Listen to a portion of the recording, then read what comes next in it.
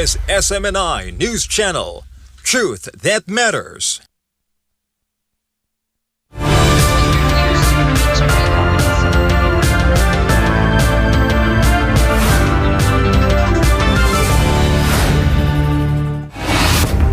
In the headlines, first, the Kremlin is welcoming what it calls a major shift in Washington. Moscow says President Trump's new security strategy now mirrors Russia's plan to end the war in Ukraine, possibly opening the door to peace talks. In the Middle East, Ecuador's President Daniel Noboa met with UAE leader Mohammed bin Rashid Al Maktoum to boost cooperation in trade, science, and technology. In Australia, bushfires are raging across New South Wales, scorching thousands of hectares, destroying homes and forcing mass evacuations. In Hong Kong, Chief Executive John Lee defended the decision to proceed with the election as grief envelops Hong Kong following the deadly Tai Po fire. In the Philippines, Vice President Sara warns of a familiar pattern of political maneuvering as a new impeachment threat emerges ahead of the 2026 budget's finalization. Meanwhile, Filipinos in Malaysia are celebrating early, marking a festive and colorful Paskong Pinoy 2025. And in the world of sports, Lando Norris clinches his first Formula One world title in Abu Dhabi, beating Max Verstappen by just 2 points in a thrilling season finish. I'm Angel Pastor. Newsline World starts now.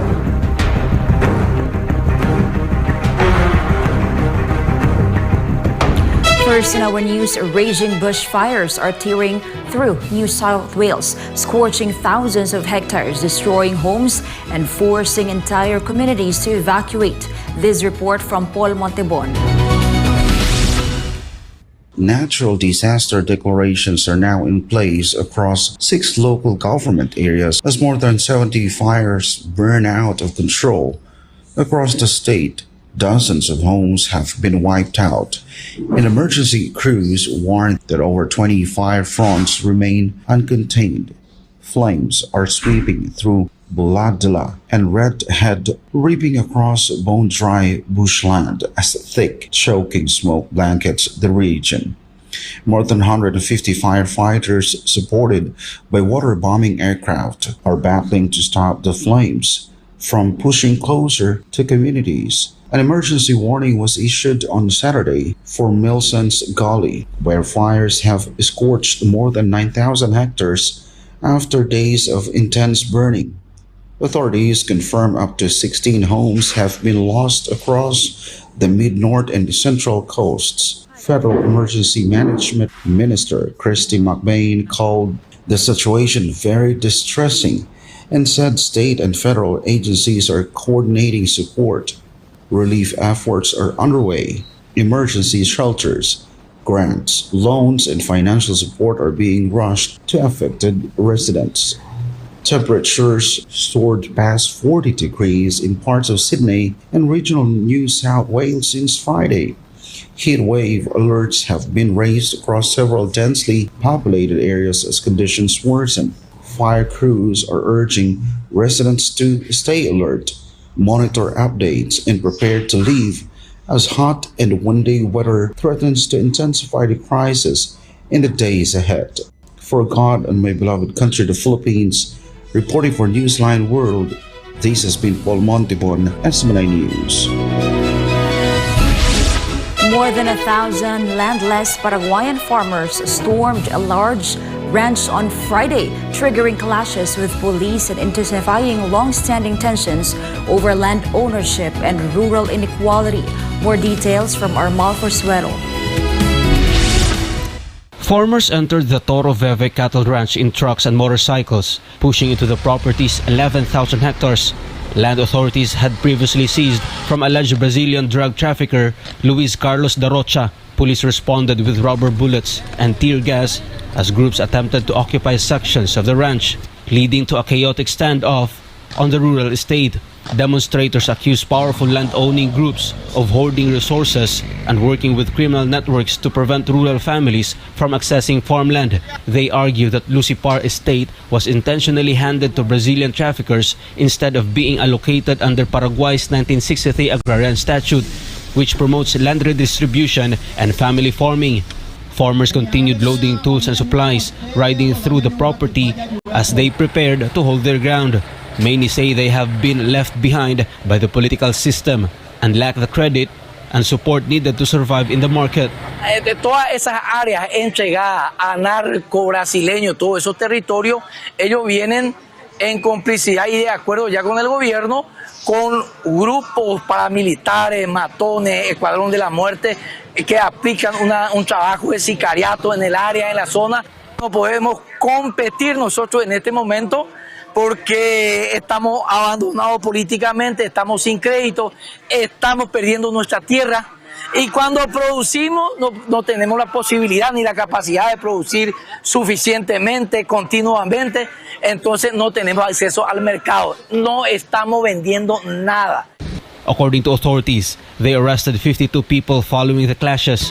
23 women have since been released, while the remaining detainees remain in police custody across multiple stations. One farmer is hospitalized. Farmers say they will continue to push for the Lucipar lands to be placed under the Agrarian Reform Fund as pressure mounts over land redistribution in Paraguay. Reporter for Newsline World, Almar Forsualo, SMNI News. Ecuadorian President Daniel Noboa met with UAE Vice President and Prime Minister and Dubai ruler Mohammed bin Rashid Al Maktoum on Sunday to advance trade, science and technology cooperation between their countries. More on this from Jane Codnita. During President Noboa's high-level diplomatic visit to Dubai, both governments formalized a new investment treaty, an agreement he announced on social media shortly after the meeting. The treaty targets strategic and priority sectors aimed at deepening bilateral economic ties. The agreement also seeks to boost Ecuadorian exports, attract new direct investments, and create jobs at home. Noboa reaffirmed plans to open a trade office in Dubai by 2026. Officials hope the new trade office will serve as a gateway for Ecuadorian companies to tap into Dubai's global supply chains, high-end logistics, and advanced innovation ecosystems.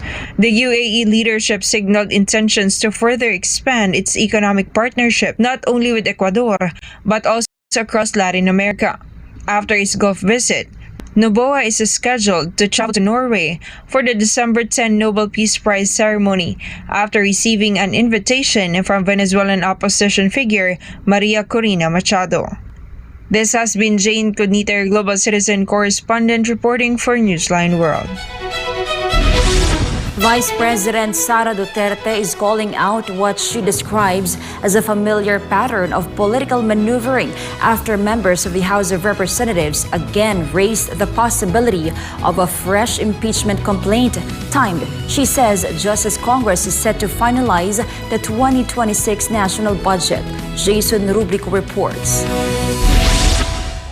Vice President Sara Duterte said she is no longer surprised by the latest pronouncements from some lawmakers regarding a new impeachment complaint. She stressed that the timing reveals a pattern she has seen repeatedly during major budget deliberations. Duterte pointed to earlier revelations by Senator Cheese Escudero, Representative Toby Tiangco, and other House members who disclosed that in February 2024, signatures for her impeachment were allegedly being courted in exchange for budget allocations. She said their statements unmasked the truth that the impeachment complaint against her was never about principle but about price. The vice president questioned why, despite those disclosures, no inquiry or investigation was ever conducted to hold anyone accountable for what she described as billions of pesos wasted on political warfare, funds that she said should have been used to serve the Filipino people. Duterte added that impeachment is once again being dangled as a bargaining chip as Congress prepares to pass the 2026 national budget. She urged those pushing the complaint to stop hiding behind the language of good governance. She emphasized that she has always been ready to face any allegation grounded in fact and truth, but she said she cannot remain silent while the constitutional process is being twisted into a budget-driven racket. Reporting for Newsline World, I am Jason Rubrico, SMNI News.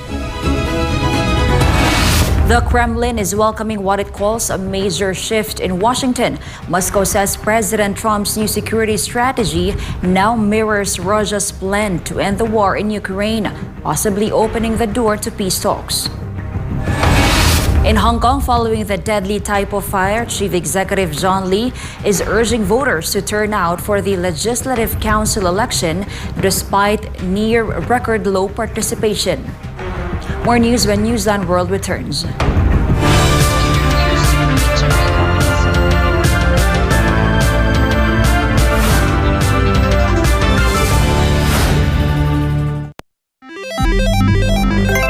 Isang pindot lang, pwede kang maka-jackpot. Mukhang masaya at easy money lang. Sa murang halaga, pwede ka na tumaya sa online gambling at e-casino apps. Mayroong sabong, slot machines, mahjong, poker at iba pa. Kailangan mo lang ng smartphone, e-wallet at internet. Pero ang aliw na ito, unti-unting nagiging bitag para sa mga Pilipino. Lalo na kung ang paborito mong artista o influencer ang mukha ng app. Mas madaling makaengganyo, diba? Parang safe naman kasi may kilalang mukha. Pero sa likod ng ngiti, sugal pa rin ang itinutulak. At syempre, mas madali ring itago ang pagkalulong sa bisyong ito. Walang pisikal na kasino o pasugalan, walang kaharap, walang accountability, kaya't mas lumalala ang adiksyon. Dagdag pa rito, maraming online gambling apps at walang regulasyon. Sa likod ng mga makukulay na interface at papremyo, nakatago ang problemang bumabalot ngayon sa bansa. Ang pagkalulong ng maraming Pilipino sa online gambling. Pwede maglaro kahit saan, kahit kailan, kahit sino, bata man o matanda, pwedeng malulong.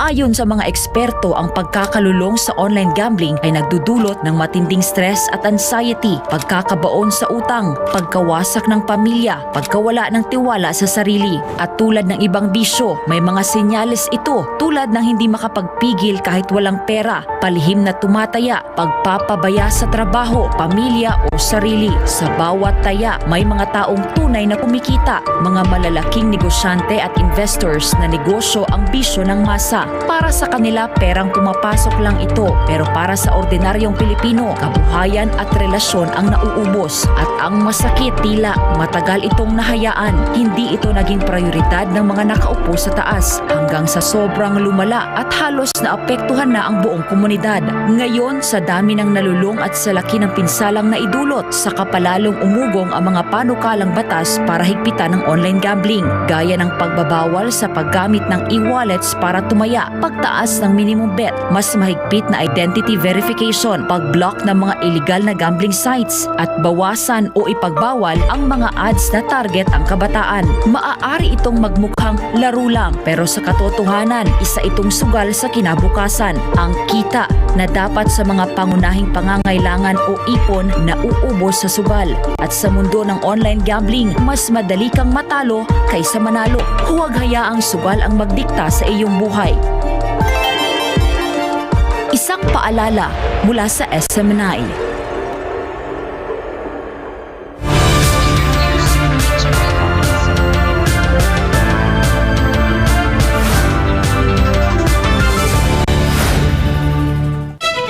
We're back deep in grief and solidarity. Residents of Taipei lit candles and laid flowers on Sunday to honor the victims of Hong Kong's deadly apartment fire, which claimed at least 159 lives. Paul Montebol tells us more. Mourners gathered in Taipei on Sunday to hold a vigil for the victims of a Hong Kong apartment fire that claimed at least 159 lives. At Liberty Plaza, attendees lit candles and laid flowers in solidarity with the families affected by the fire. A Hong Kong resident living in Taipei said they were deeply saddened by the tragedy, especially for the families who lost loved ones. 心情现在还是很大无力感了，然后有种伤心的感觉，我会感觉我自己把自己带入成那个受害者的角色，就是有种感受。 Other mourners also expressed frustrations over the Hong Kong government's response. According to Brian Hayway, a magazine editor based in Taipei, many Hong Kongers were angered that authorities initially blamed the bamboo scaffolding instead of taking responsibility for the fire. He said it was a man-made disaster, but the government seemed to want to portray it as just an accident. Yeah, it's entirely a man-made disaster, though I think authorities want to paint it as an unfortunate, tragic accident. I think for Taiwan it shows, though, what could occur. I mean, in Taiwan, if there was Chinese governance, quote-unquote, of Taiwan. We often heard the slogan in the past in 2019, today Hong Kong, tomorrow Taiwan, and I think that still applies. Hong Kong offers a vision of what Taiwan could become if it were to fall to Chinese control. And I think it's important to stand in solidarity. The fire started on November 26 and took nearly 2 days to extinguish, so standard building materials reportedly fueled the blaze, while faulty or non-functioning alarms left many residents trapped across the complex's 8 towers. Currently, about 15 people from the construction company involved have been arrested and charged with manslaughter. For God and my beloved country, the Philippines, reporting for Newsline World, this has been Paul Montipon, SMNI News.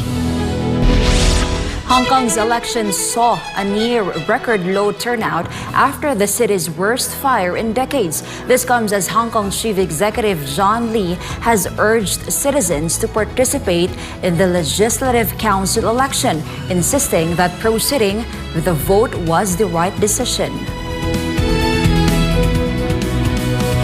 Lee said his decision to proceed with the Legislative Council election was the right one, even though it took place less than 2 weeks after the deadly fire in Tai Po. According to Lee, the Hong Kong government is deeply saddened by the fire at Wang Fu Court, Tai Po, and emphasized that there is much work to be done, including supporting residents, addressing the aftermath, and planning reconstruction.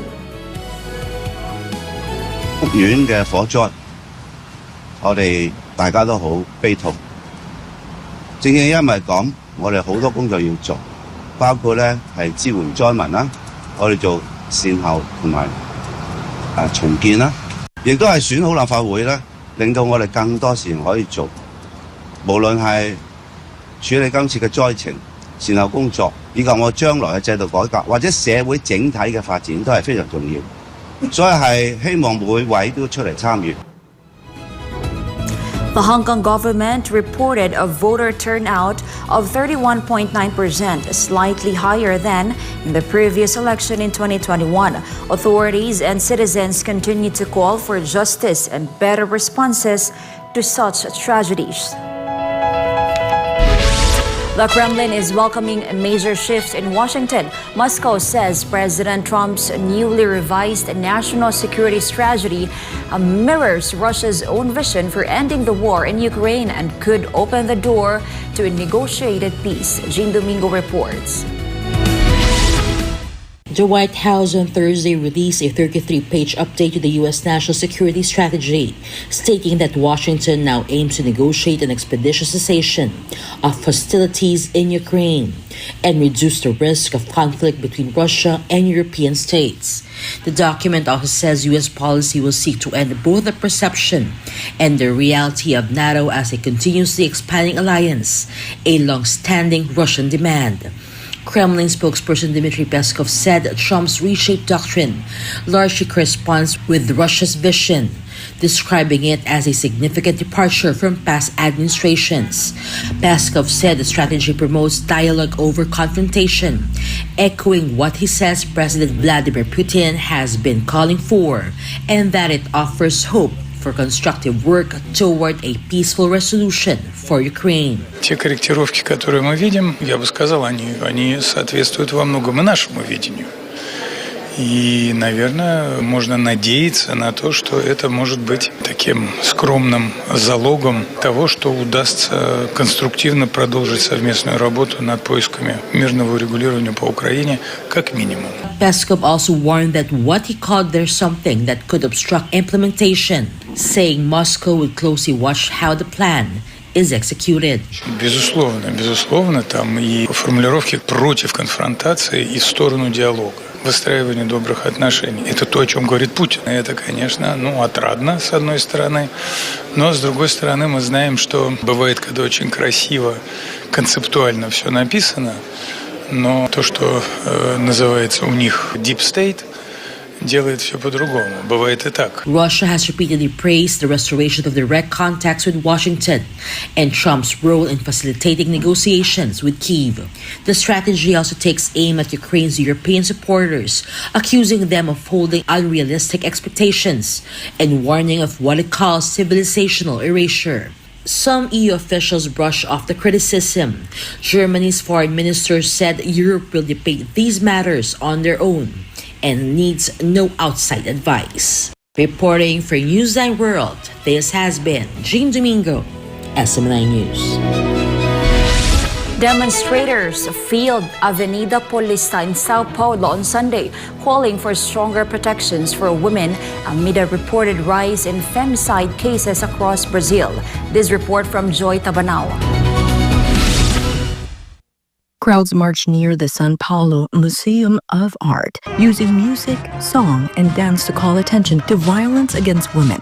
Organized by the national movement Levante Mulheres Vivas, the protest was mirrored in cities including Rio de Janeiro after official data showed an increase in femicide cases in the state. Women played wind and percussion instruments as demonstrators held signs and banners carrying messages against misogyny and femicide. Some participants urged men to take responsibility, saying the issue cannot be viewed as a woman-only struggle.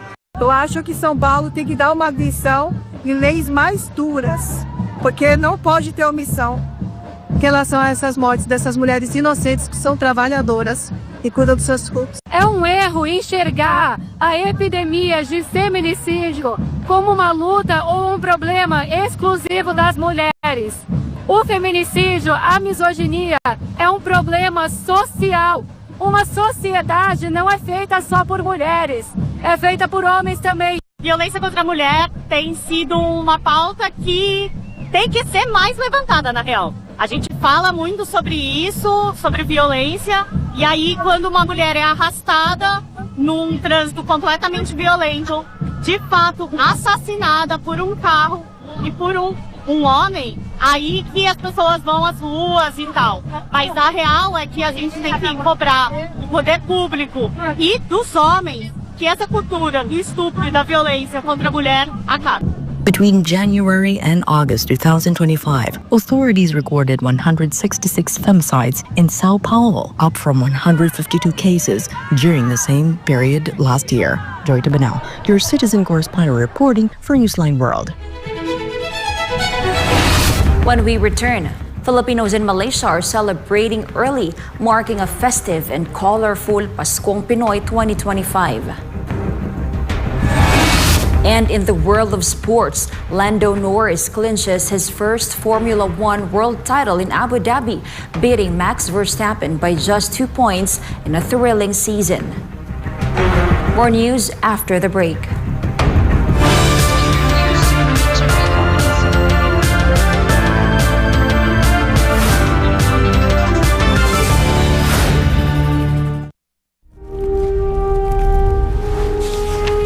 Pasasaan pa ang kalayaan kung ang mga alipin ngayon ay sila din naman mang-aalipin bukas.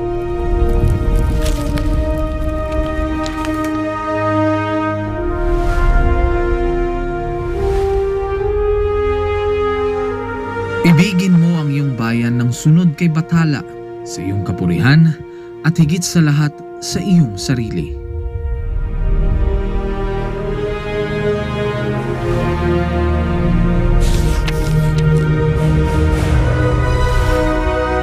Hindi natin mapapalaya ang ating mga sarili maliban kung sumulong tayo na nagkakaisa sa iisang hangarin. Ang tunay na makabayan ay ang tumutupad ng pagpapabuti ng kanyang mga kapwa, gaano man kaaba ang kanyang katungkulan. Naway magsilbing paalala ang kanilang mga salita upang lalo nating mahalin at tapat na paglingkuran ang minamahal nating inang bayan.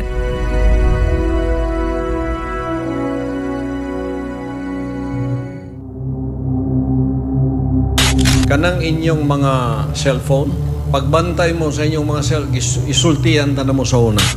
Pornography is a spiritual adultery. Kanang pornography, labaw pa na sa shabu. Maddaot imong uto ka na, labi na kung ikaw niya ka sa king na ministry, paingon taglangit, mo na imong kalaban. Because it will destroy everything that was implanted to you spiritually that will let you go to heaven. Pornography is the number one missile of the enemy that will destroy you and your soul to hell. Ayaw jud mo pagtanaw pornography, babae lalaki sa inyo. What is dangerous now with cell phones?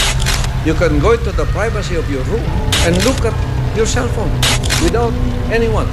Only God knows what are you looking at. And mostly, people go to the dark side of the door going to destruction to hell.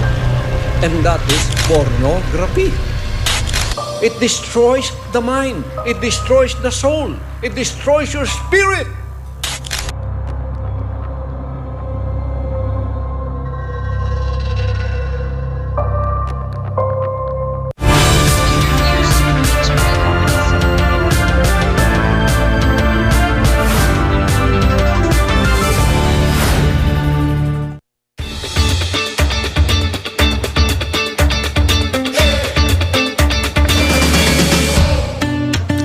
After 2 years without public celebrations, Bethlehem reignited its festive season with the lighting of its famous Christmas tree, drawing crowds eager for a moment of hope. This story from Joy Tabanao.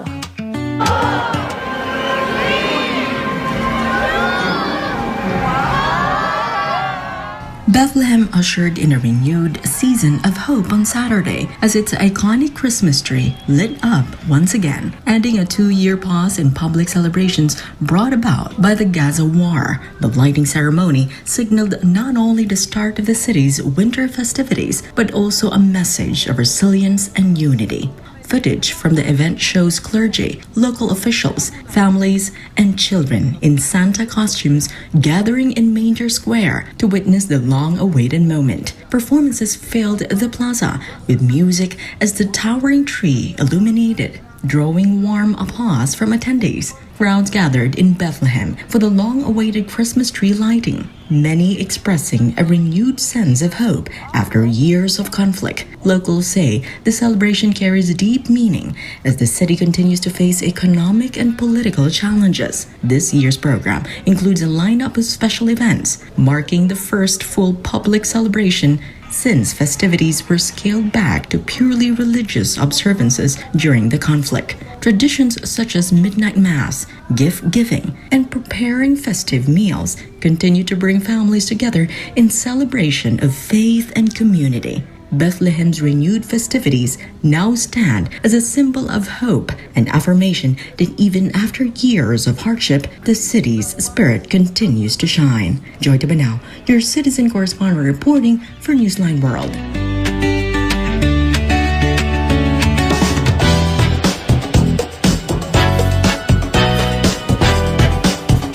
Power Showbiz News, YouTube star Markiplier is set to make his feature film debut with the thriller movie Iron Lung, scheduled for theatrical release on January 30, 2026. Meanwhile, singer Ed Sheeran returned to the stage at Capital's Jingle Bell Ball with Barclay Card on Saturday, performing his romantic hits while keeping a low profile following recent reports about his marital strife. Blake Ann has all the buzz.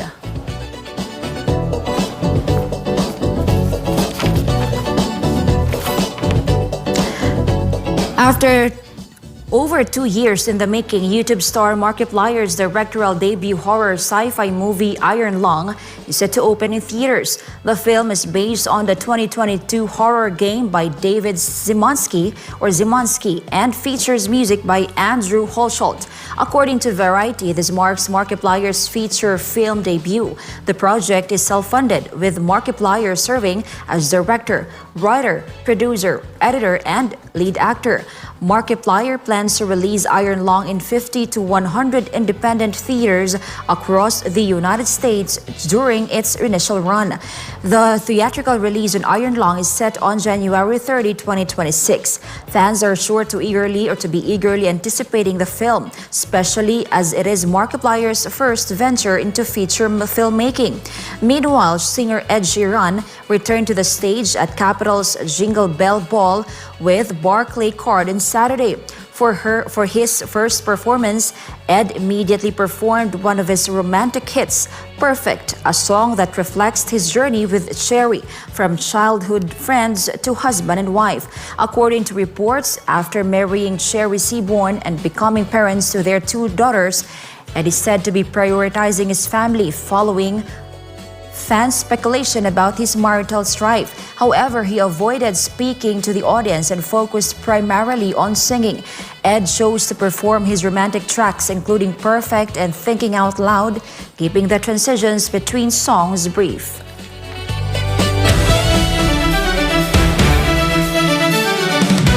In sports update, Lando Norris fulfilled his lifelong ambition after clinching his first Formula One World Championships in Abu Dhabi, defeating Max Verstappen by just 2 points in one of the closest title battles in recent F1 history, while the Philippines men's baseball team continued its strong campaign after overpowering Singapore in 7 innings or winnings at the 33rd SEA Games in Bangkok.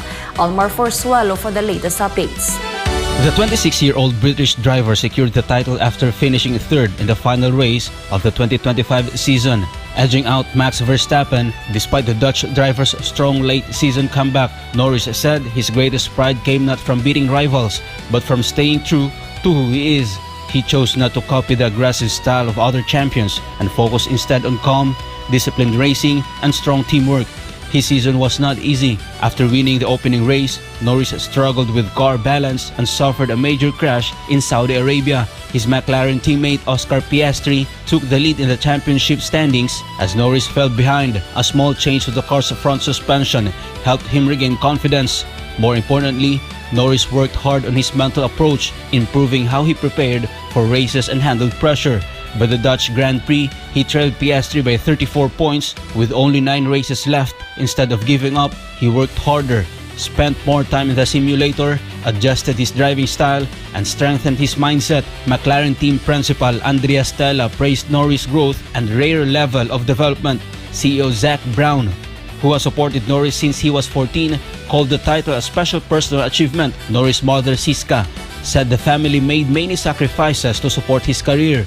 Norris later said his struggles early in the season became the foundation of his championship success. Meanwhile, the Philippines secured its second straight win in the tournament after overpowering Singapore 17-3, with the game ending in the 7th inning due to the 10-run mercy rule.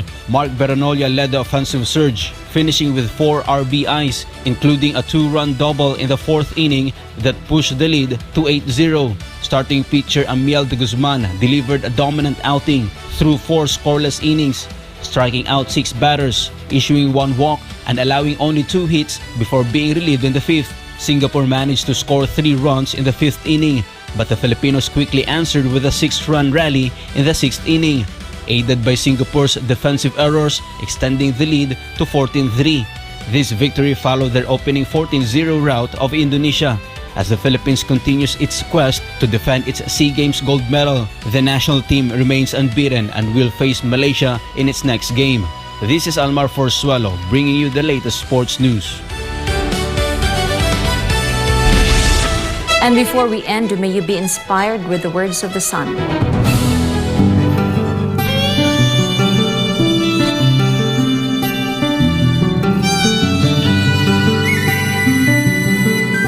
No matter who you are or whatever your circumstances in life, there are always things to be grateful for.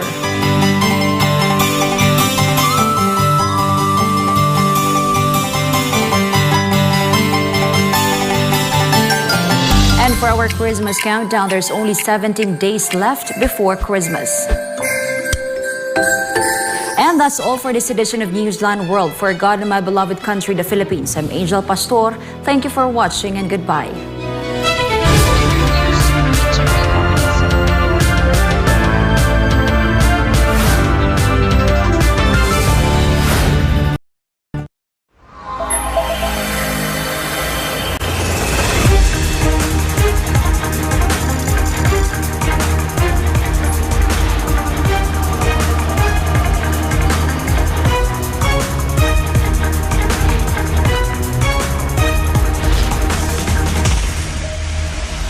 This is SMNI News Channel. Truth that matters.